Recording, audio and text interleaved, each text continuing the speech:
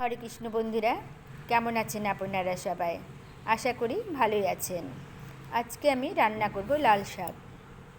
প্রথমে আমি লাল শাকগুলোকে ভালো করে বেছে নিয়ে তারপরে ধুয়ে এইভাবে ঝুড়ি ঝুড়ি করে কেটে নেব। তারপর নিয়ে নিয়েছি দুটো কাঁচা লঙ্কা আর রসুন কিছুটা। রসুনটিকেও আমি এইভাবে ঝুড়ি ঝুড়ি করে কেটে নিয়েছি।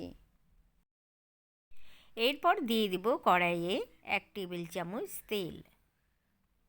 তেলটা গরম হওয়া পর্যন্ত কিছুক্ষণ অপেক্ষা করব। তেলটা গরম হয়ে গেলে পরে দিয়ে দিব 1/2 টেবিল চামচ কালি জিরা। তারপর দিয়ে দিব দুটো শুকনো লঙ্কা। তারপরে দিয়ে দিব দুটো কাঁচা লঙ্কা।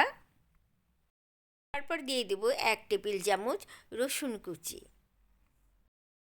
ফোড়নগুলো নেড়ে চেড়ে ভালো করে ভেজে নেব। ফোড়নগুলো ভালো করে ভাজা হয়ে গেলে আগে থেকে কেটে বেছে ধুয়ে রাখা শাকগুলোকে আমি দিয়ে দেব। সবকটি শাক কড়াইয়ে দিয়ে দেওয়ার পরে ভালো করে খুন্তি দিয়ে এবার নেড়ে চেড়ে দেব এবং শাকগুলোকে ভালো করে ভেজে নেব। এরপর দিয়ে দিব আন্দাজ মতো নুন ও হলুদ গুঁড়ো। মিডিয়াম আঁচে রেখে শাকগুলোকে ভালো করে ভেজে নেব যাতে নিচের দিকে না লেগে যায়।